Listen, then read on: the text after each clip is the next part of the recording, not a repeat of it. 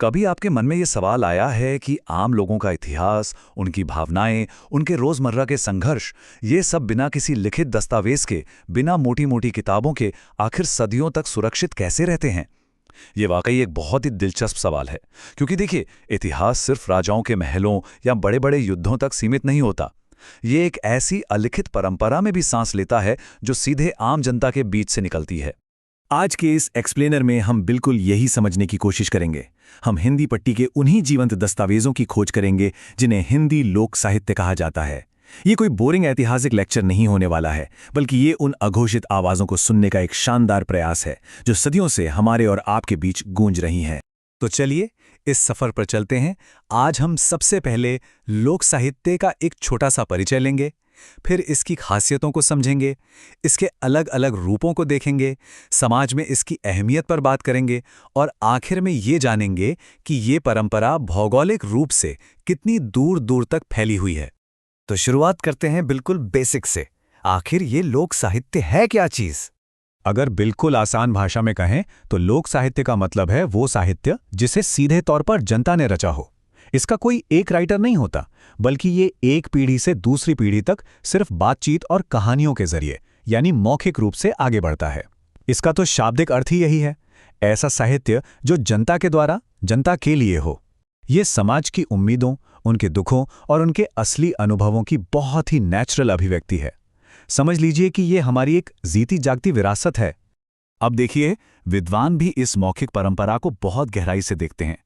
Doctor Satyendra की ये बात बहुत सटीक बैठती है।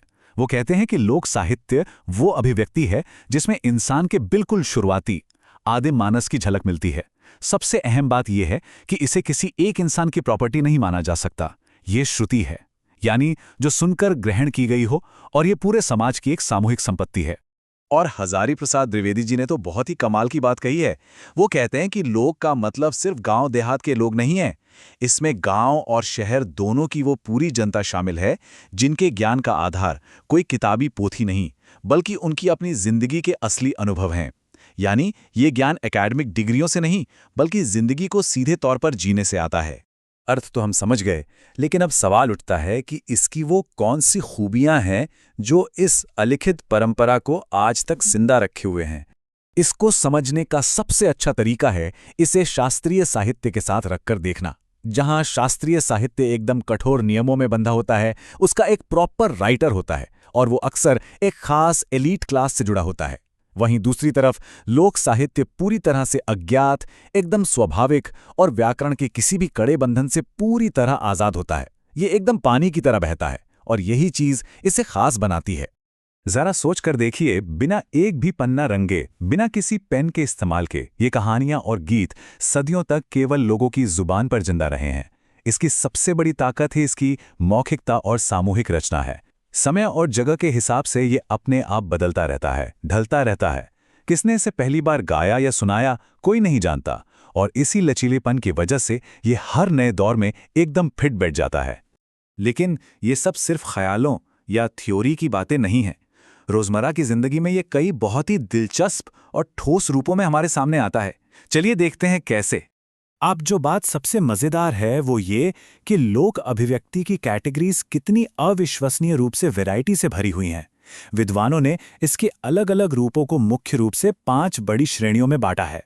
इन 5 श्रेणियों में तो जैसे पूरी की पूरी जिंदगी ही समाई हुई है। सबसे पहले है लोकगीत, जो हमारी खेतीबाड़ी, कठिन मेहनत और बदलते मौसमों के लय से जुड़े हैं। फिर आती हैं लोक कथाएं, जिनमें पड़ियों से लेकर आम आदमी की कहानियां तक शामिल हैं। लोक गाथाओं में आल्हा ऊदल जैसे वीरों के बलिदान और महाकाव्यों का रोमांच है। फिर है लोकनाट्य, जैसे कि रामलीला या नौटंकी, जो सदियों से लोगों के मनोरंजन का सबसे बड़ा साधन रहे हैं। और आखिर में लोक सुभाषित, यानी वो कहावतें, मुहावरे और पहेलियां जो हम अपनी रोजमर्रा की बातचीत में इस्तेमाल करते हैं। अब आप शायद सोच रहे हों कि ये सब ठीक है, पर आज के समाज में इसकी इतनी अहमियत क्यों है? ये हमारी संस्कृति के लिए इतना क्रूशल पिलर क्यों है? देखिए, सबसे बड़ी बात तो यह है कि लोक साहित्य इतिहास का एक जीता जागता दस्तावेज है। जो हमारा ऑफिशियल इतिहास होता है ना, वो अक्सर सिर्फ राजा महाराजाओं और सत्ता के इर्द गिर्द ही घूमता है। लेकिन ये साहित्य आम जनता के जीवन, उनके असली संघर्षों और उनकी भावनाओं की एकदम सच्ची और रॉ पिक्चर पेश करता है। आप कह सकते हैं कि ये आम आदमी का अपना वैकल्पिक इतिहास है। समाज पर इसका असर बहुत ही गहरा है। ये हमारी सांस्कृतिक पहचान को बचा के रखता है। इसके जरिए सही गलत की समझ और नैतिक मूल्य एक पीढ़ी से दूसरी पीढ़ी तक खेल खेल में पहुंच जाते हैं। इतना ही नहीं, ये हमारी स्थानीय बोलियों को जिंदा रखता है और आपसी मेलजोल व मनोरंजन के जरिए अलग अलग समुदायों को एक धागे में पिरोने का काम करता है। अब जरा इसके भूगोल की बात कर लेते हैं। आखिर लोक साहित्य की ये इतनी अमीर परंपरा हवा में तो मौजूद है नहीं, तो ये भारत में कहाँ-कहाँ फैली हुई है? विद्वान जॉर्ज ग्रियर्सन ने हिंदी क्षेत्र का जो नक्शा तैयार किया वो वाकई बहुत ही विशाल है। उत्तर में हिमालय की तलहटी से लेकर एकदम नीचे मध्य प्रदेश के बालाघाट तक और पश्चिम में अंबाला से लेकर पूर्व में बनारस तक, हिंदी लोक साहित्य का ये इलाका बहुत ही व्यापक और विविधताओं से भरा हुआ है। अब इतने बड़े भौगोलिक फैलाव को एक साथ समझना थोड़ा मुश्किल है, इसलिए इस पूरे इलाके को मुख्य रूप से 5 प्रमुख उपक्षेत्रों या यूं कहें कि उपभाषाओं में बांटा जाता है। और ये पांचों हिस्से अपने आप में बिल्कुल अलग और रंग-बिरंगी दुनिया हैं। पश्चिमी हिंदी में आपको ब्रज और बुंदेली की मिठास मिलेगी। पूर्वी हिंदी क्षेत्र में अवधी की वो शानदार राम कथाएं गूंजती हैं। बिहारी हिंदी में भोजपुरी और मैथिली का वो लोक संगीत है जिसकी धमक आज पूरी दुनिया में है। राजस्थानी क्षेत्र अपनी शौर्यपूर्ण वीर गाथाओं के लिए जाना जाता है और पहाड़ी इलाके की अपनी एक एकदम अलग और शांत सांस्कृतिक छटा है। इन सब ने मिलकर इस परंपरा को आज तक जिंदा रखा है।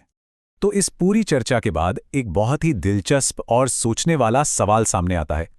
आज के इस डिजिटल मीडिया के तेज दौर में, जहां हर एक चीज या तो लिखित है या फिर कैमरे पर रिकॉर्डेड है, आने वाले कल की इन अलिखित मौखिक परंपराओं को हम कैसे सुरक्षित रख पाएंगे? क्या जनता की ये सामूहिक संपत्ति आगे चलकर कोई बिल्कुल नया डिजिटल अवतार ले लेगी? ये एक ऐसा सवाल है जो हमें अपनी जड़ों और अपने भविष्य दोनों के बारे में गहराई से सोचने पर मजबूर कर देता है। इस जानकारी से भरे सफर में साथ जुड़ने के लिए बहुत बहुत धन्यवाद।